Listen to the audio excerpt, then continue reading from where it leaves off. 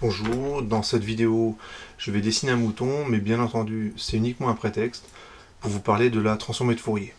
Donc finalement le dessin du mouton c'est juste une application, on va dire comme une autre, de cet outil là. Alors voici le mouton que je dessinerai tout à l'heure, donc j'ai récupéré cette image, voilà, de la première image que j'ai trouvée en fait. Alors avant de m'intéresser au mouton, je vais faire une description rapide de la transformée de Fourier. Donc je vais commencer par décrire ce que ça donne pour un signal continu, qui est de durée finie, grand T, ça je peux déjà le noter. T, et le signal je le note S de T. Et ensuite je montrerai ce que ça donne lorsque le signal il est discret. En fait ce n'est plus un signal continu, on a uniquement un certain nombre d'échantillons, un grand N échantillon d'un signal, ce qui est en général le cas. Et ce qui est le cas notamment de mon mouton, qui en fait est une collection de points. Donc ce n'est pas une courbe continue, c'est une collection de points, et quand on les met les uns à côté des autres, ça ressemble à un mouton. Un peu comme une image en fait, qui est composée de pixels. Donc commençons par un signal S de T, qui a une durée finie, grand T. Donc le signal il peut avoir une forme comme ceci, quelconque. Ce qui est important, c'est un petit détail, mais quand même qui a son importance, c'est que le signal il est défini en 0, mais pas en T. Donc 0 est inclus, T il est exclu. Ce qu'on va admettre, c'est le résultat suivant. C'est que le signal S de T, c'est une somme infinie de fonctions sinusoïdales qui sont grand T périodiques. Donc les fonctions sinusoïdales grand T périodiques, on les écrit comme ça. 2π fois j t sur grand T. Je mets la même chose ici, et le fait qu'il y ait du sinus et du cosinus, eh ben c'est un petit peu normal, en fait on mélange ces deux fonctions là pour obtenir n'importe quelle fonction sinusoïdale t périodique en mettant des coefficients aj et bj. Ces coefficients là, on les appelle les coefficients de Fourier. Ces coefficients, ils renseignent en fait sur le contenu fréquentiel du signal. Un peu, alors je vais mettre plein de guillemets parce que ce que je vais dire n'est pas tout à fait correct, mais ça permet d'expliquer très rapidement et simplement donner une interprétation de ces coefficients de Fourier. C'est un peu comme une partition par rapport à un morceau de musique. Il y a le morceau de musique que l'on va écouter, donc c'est un signal en fonction du temps. Mais on peut aussi le voir différemment, comme son contenu fréquentiel, en fait, ce serait les notes qui sont jouées dans le morceau. Donc c'est pas tout à fait correct ce que je viens de dire, mais ça y ressemble. Donc c'est une autre façon de voir le signal, c'est son contenu fréquentiel.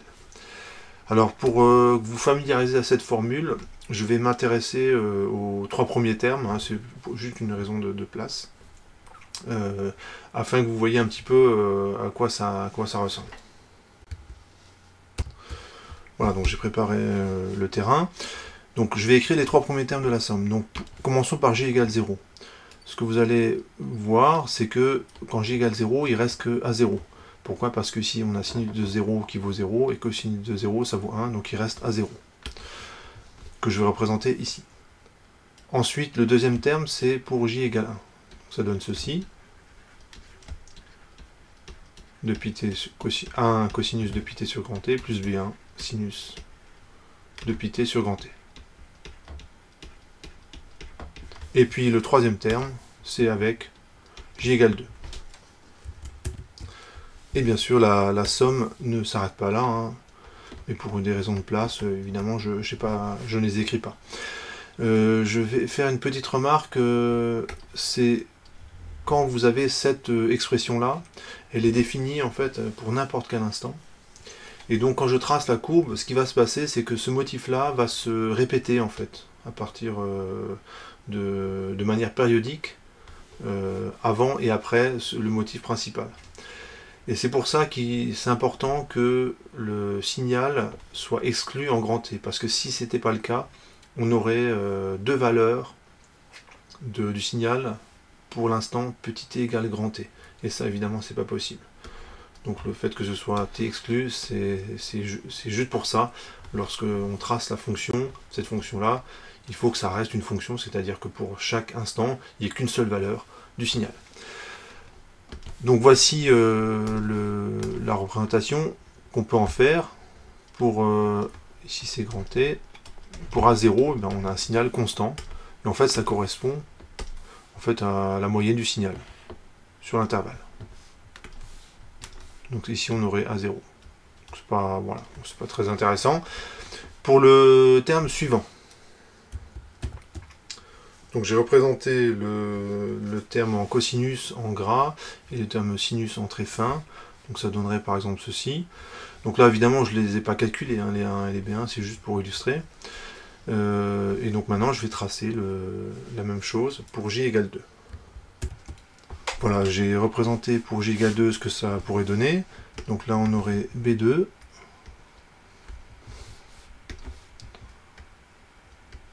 Et quand je somme toutes ces fonctions sinusoïdales, je vais retrouver le signal qui est là. Donc évidemment, il faudrait que je continue les tracer, mais bon, pour des raisons de place et pour des raisons de temps, et puis ça serait pas très intéressant, je le fais pas, mais il faut additionner toutes ces courbes-là.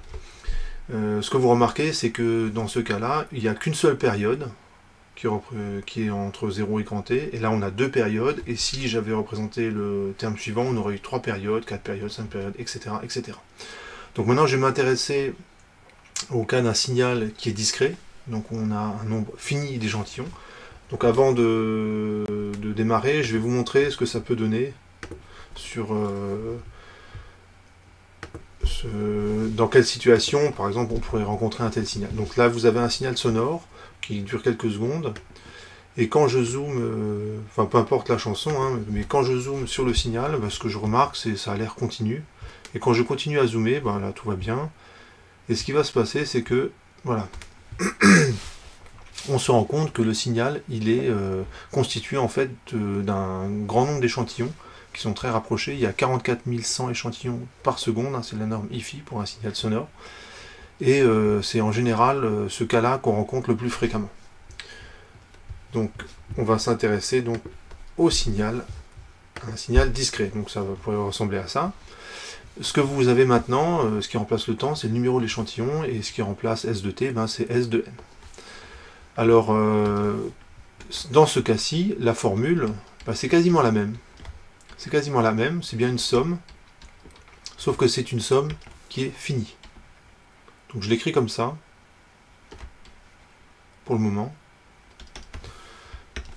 Et le reste ne change quasiment pas. On a bien un cosinus, on a bien un sinus, et dans le cosinus et le sinus, on va remplacer petit t sur grand T par petit n sur grand N. On comprend bien que grand N, le nombre d'échantillons, ça va remplacer la période, et le numéro de l'échantillon, ça va remplacer le temps. Ici, j'ai la même chose, petit n sur grand N. Alors, je ne l'ai pas marqué encore, mais le dernier échantillon, il est numéroté grand N moins 1. Pourquoi? Parce que quand vous avez, comme le premier échantillon est numéroté S0, et s'il y a n échantillons, il faut s'arrêter à grand N moins 1. Et par rapport à la somme finie, il suffit simplement de dire une chose finalement très simple, c'est que il y a autant de coefficients AJ et BJ indépendants qu'il y a d'échantillons dans mon signal. Et ici, c'est pas S de T, bien sûr, c'est S de N.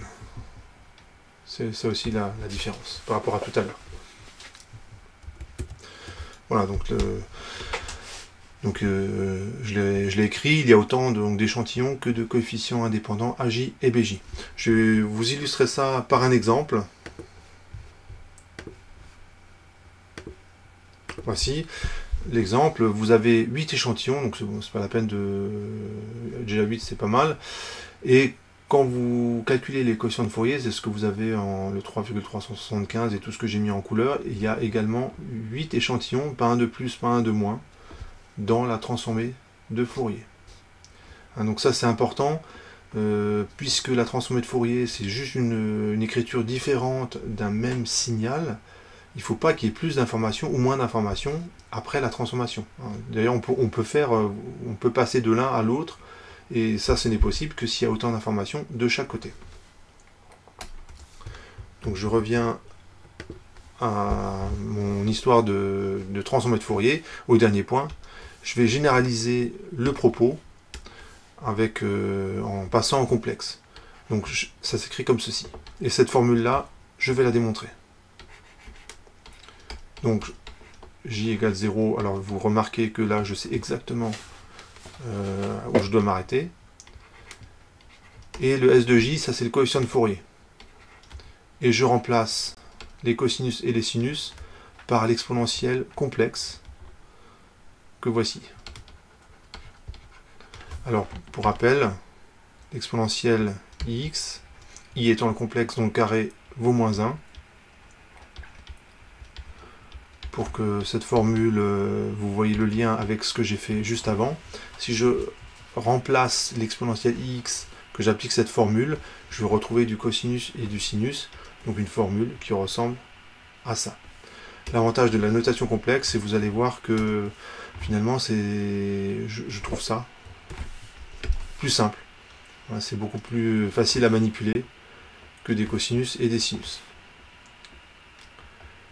Et les SJ et SN, ce sont des grandeurs qui peuvent être complexes.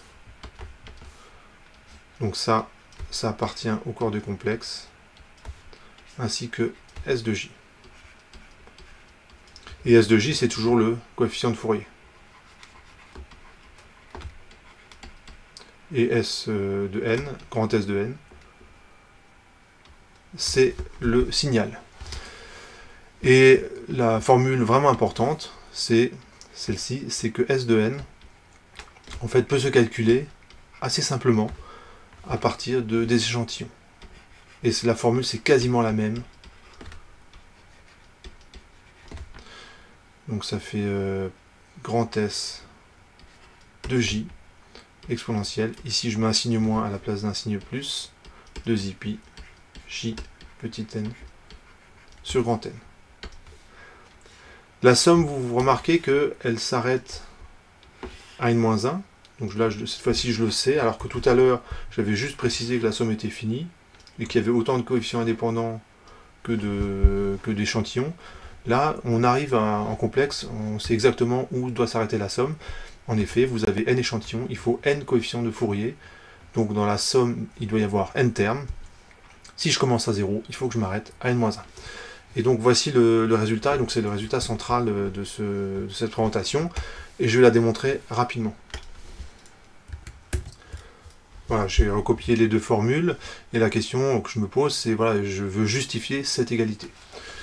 Donc ici, on a petit s de n, et donc il y a un petit conflit de notation, hein, c'est pas petit s de n, mais petit s de j. Donc ce que je vais faire, c'est modifier les indices. De plus, la somme ici est faite sur j, donc là ici, je ne peux pas le garder, le j. Donc ce que je vais commencer par faire, c'est enlever ce j là, et mettre k à la place. Donc c'est juste un changement d'indice, hein, je change les lettres, mais ça donne exactement la même expression. Donc c'est S de K, et ici on a un K. Enfin, ici, c'est pas N, mais c'est J. Donc je vais remplacer simplement. Je mets J ici, et donc il faut que je le fasse aussi là. Une fois que j'ai fait ce changement de notation, bah, je peux remplacer dans la formule. Donc ça donne 1 sur N. Voilà, ça donne ceci. Et là, je vais maintenant transformer un petit peu cette expression. Donc, dans un premier temps, ce que je vais faire, c'est intervertir les deux sommes. Donc ça, j'ai le droit de faire. Je vais rassembler tous les termes et puis on va voir ce qu'on peut faire avec ça. Donc ça donne ceci. Une fois que j'ai interverti les deux sommes, hein, la somme sur J était en premier et là elle est en deuxième, ce que je constate, c'est que ce terme-là, je peux le sortir, puisque ça ne dépend pas de J, ce terme-là, je peux le sortir. Je vais également réécrire ce terme-là, le J, je vais mettre tout ça entre parenthèses, et le J, je vais le mettre à côté. Ça donne ceci. Et là, cette somme-là, elle va... celle-là, elle est assez facile à calculer. Il faut que je traite deux cas. Le cas où n est égal à k. Dans ce cas, il y a beaucoup de cas. Hein. Ça vaut 1. 1 exposant j, ça vaut toujours 1. Donc je somme n fois 1. Donc ce truc-là, ça vaut n, grand N, lorsque petit n égale à petit k. Donc ça c'est facile. Lorsque n est différent de k, eh ben, j'ai une somme que je reconnais, que je connais bien. C'est la somme des 1 plus a plus a carré plus jusqu'à a exposant n moins 1. Et ça vaut 1 moins a exposant n sur 1 moins a. Donc ça fait partie des résultats classiques. Pour démontrer ça, il suffit simplement de calculer S moins AS. Quand vous faites ça, vous remarquez que quasiment tous les termes se simplifient sauf deux, ces deux-là. Et lorsque vous avez calculé 1 moins A fois S, que ça vaut 1 moins A exposant N, vous mettez le 1 moins A, vous divisez toute l'expression par 1 moins A et vous avez le résultat. Donc je vais utiliser ce résultat-là. Et ce qu'on remarque, c'est que une fois qu'on a mis de côté ce terme-là pour n égale à k, et bien tous ces termes-là, leur somme, ça fait 0. Le a, c'est ce terme-là. Et lorsque je fais a exposant n, je vais me retrouver avec une exponentielle complexe de la forme exponentielle 2i fois 1 entier. Et ça vaut toujours 1. Donc ce qui fait que je vais avoir 1 moins 1, et ça va toujours faire 0. Donc tous ces termes-là valent tous 0. Et finalement, j'ai mon résultat.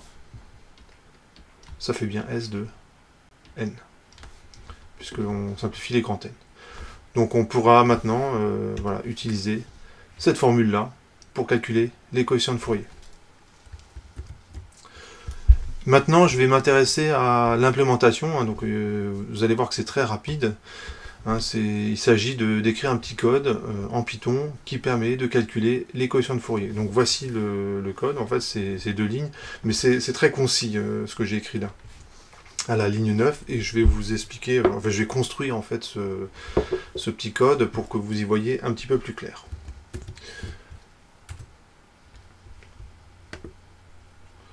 Voilà, donc je vais commencer le code. Alors il faut que je calcule la somme de S de n, le signal, enfin plutôt S de j, pardon, fois l'exponentielle complexe. Donc en Python c'est assez simple, puisque les complexes c'est un type natif de Python, donc on peut l'utiliser tel quel, hein, on n'a pas besoin d'importer de module. Par contre, comme j'utilise NumPy, il faut que j'importe NumPy. Donc ça, faut pas l'oublier de le mettre au début de votre code. Donc le complexe dont le carré vaut moins 1 est noté 1j en Python. Ensuite, x2 fois np.pi. Donc np.pi, c'est la valeur de pi avec la précision machine, fois n fois j divisé par grand N. Alors grand N, il faut que ce soit défini. Grand N, c'est simplement le nombre d'éléments de mon signal, que j'appelle grand S. Il faut que je somme tous ces termes-là lorsque j varie de 0 jusqu'à n-1. Donc je vais procéder de la manière suivante. Je vais faire ce qu'on appelle une compréhension de liste. Donc vous reconnaissez la syntaxe. Pour définir une liste, on met ça entre crochets. Et ce que autorise Python, donc c'est une compréhension de liste, c'est que je vais faire en une seule étape l'initialisation d'une liste vide et je vais la remplir. Et la syntaxe, je trouve, elle est assez, elle se comprend bien. Je calcule ce truc-là, donc peu importe son expression, pour j allant de 0 jusqu'à grand N-1. Je vous rappelle que en Python, on commence à compter à partir de 0. Donc quand il y a n éléments, ben, je m'arrête à grand N-1. Donc là, j'ai une liste qui contient tous les éléments que je veux sommer. Ben, il faut que je les somme, ces éléments. Et ben, il y a une fonction qui est là aussi dans Python natif, qui est la fonction somme, qui va me faire ça. Une fois que j'ai fait ça, je suis capable de calculer l'élément au rang n, hein, petit s de n, mais il faut que je les calcule tous pour petit n qui varie de 0 jusqu'à grand n-1. Donc je refais une compréhension de liste. Et j'oublie pas le crochet de la fin et le crochet du début. Tout ça, je le mets dans une fonction que j'appelle ft, qui prend comme paramètre le signal. Et tout ça, je le mets dans la fonction. Voilà, donc il manque juste une chose, c'est qu'il faut retourner le résultat. Donc cette fonction-là, elle renvoie une liste qui contient tous les coefficients petit sn, donc tous les coefficients de Fourier. Donc maintenant, on a tous les ingrédients pour tracer le mouton.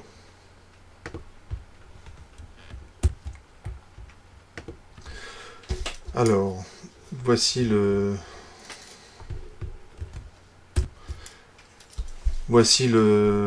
plan complexe, hein, partie réelle, partie imaginaire. Et mon mouton, ben, il est simplement constitué d'une collection de points. Donc là, évidemment, je vais pas tous les représenter. Voilà, donc j'ai représenté un certain nombre de points. Ça ressemble à un truc, voilà, on va dire que c'est un mouton. Et ce que je vais faire, c'est que je vais numéroter ces différents points. Donc la façon de récupérer ces points-là, en fait, je prends une image et j'ai récupéré, j'ai mis un seuil, donc j'ai récupéré tous les points qui étaient au-dessus de ce seuil, et puis voilà, on va dire que c'est ça mon mouton. Donc finalement, mon mouton, c'est juste une collection c'est un nuage de points. Voilà. Et je numérote ces points. Donc je pourrais les numéroter n'importe comment. Celui-là, je pourrais dire que c'est 0. Puis celui-là, c'est 1 et 2, 3. Enfin, je peux les numéroter comme je veux. Bon, si vous faites ça, le risque, c'est que quand vous allez calculer les coefficients de Fourier, si vraiment vous avez fait ça complètement au hasard, c'est que les coefficients de Fourier, ils vont, à cause des erreurs d'arrondi, être pas exactement à la bonne valeur, hein, à cause des erreurs d'arrondi. Et donc ça, évidemment, c'est un petit peu embêtant parce que du coup, lorsque vous allez reconstruire la figure, à cause des erreurs d'arrondi, les points ne seront pas exactement à leur bonne position. Donc une solution assez simple, c'est de les numéroter en fait le plus possible dans l'ordre. Donc on va dire comme ceci. Dans le sens trigo, voilà, je parcours ma figure et je les numérote comme ça. Du coup, le point qui est ici, le tout premier, que j'appelle S0, il a comme affixe, on va dire, que je vais noter S0. Et puis je vais faire la même chose avec le deuxième point, puis le troisième, etc. Hein, ils auront chacun leur affixe. Donc il suffit simplement de relever le partie réelle, partie imaginaire, et vous avez toutes les affixes, etc., etc. Une fois que vous avez fait ça, bah, vous pouvez calculer les coefficients de Fourier, petit s0 jusqu'à petit s n-1, et vous pouvez reconstruire enfin la figure, hein, en utilisant cette formule-là que je rappelle. Voilà, vous avez la formule, et la façon de l'interpréter, ça peut être de la manière suivante. Vous avez, je redessine le plan complexe, donc ça je le fais rapidement, hein. Et si je regarde la somme, bah, vous avez le premier terme S0, donc ça va donner allez, cet affixe-là par exemple. C'est S0. Je regarde le deuxième terme, c'est S1 exponentielle quelque chose exposant n. Donc en fait, vous avez un complexe qui, lorsque n augmente, tourne. Et ce que va faire ce complexe-là, c'est qu'il va faire un tour lorsque petit n, oui, je dis pas de bêtises, lorsque petit n va varier de 0 jusqu'à grand n-1. Donc en gros, vous avez un complexe qui ressemble à ça.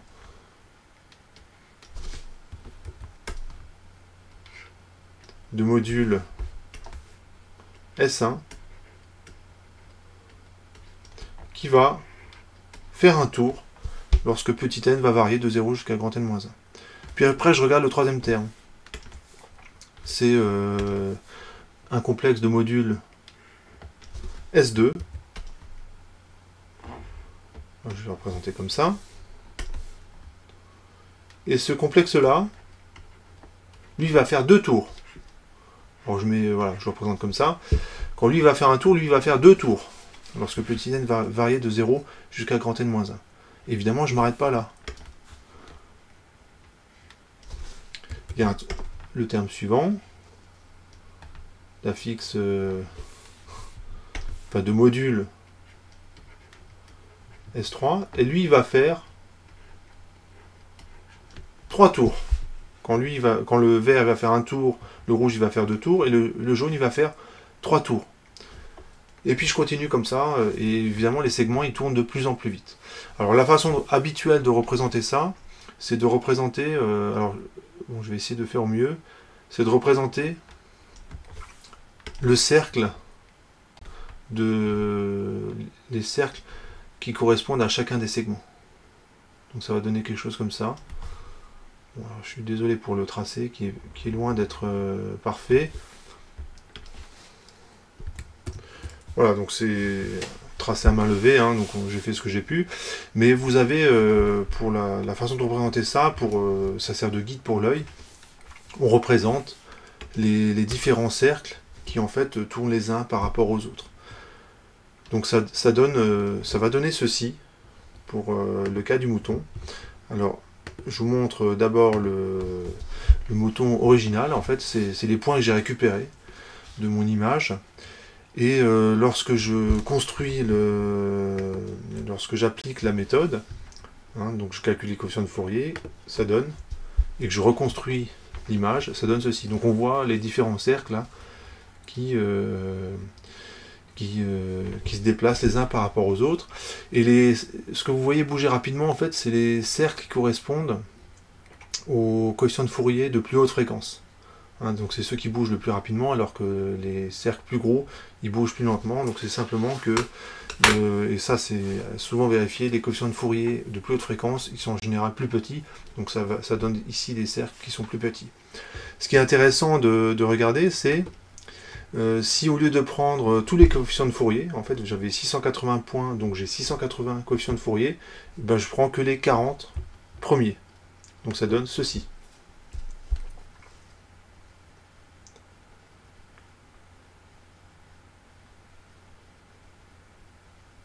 Alors là, vous remarquez qu'il y a plein de détails qui disparaissent, donc c'est normal, puisque j'ai enlevé tous les signaux haute fréquence. Donc ça a tendance à lisser la courbe. Et donc voilà, on a de la peine à distinguer un mouton hein, lorsqu'on ne prend que 40 coefficients de Fourier.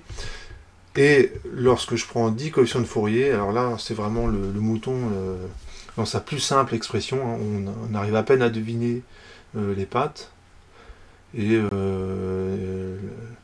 la tête aussi, hein, on arrive à peine, enfin vous allez voir, on va arriver à peine à distinguer que ça correspond à la tête de l'animal. Voilà. Donc, en conclusion de cette petite vidéo, ben ça m'a surtout permis de vous parler de la transformée de Fourier. Donc, notamment de la transformée de Fourier discrète avec les complexes, j'ai même démontré la formule. Et on peut montrer que quand on prend un nuage de points quelconque, alors ici le nuage de points il ressemble à un mouton, mais finalement il aurait pu ressembler à n'importe quoi, on peut reconstituer ce nuage de points avec les coefficients de Fourier et l'interpréter comme des cercles qui tournent les uns par rapport aux autres. Voilà pour cette vidéo.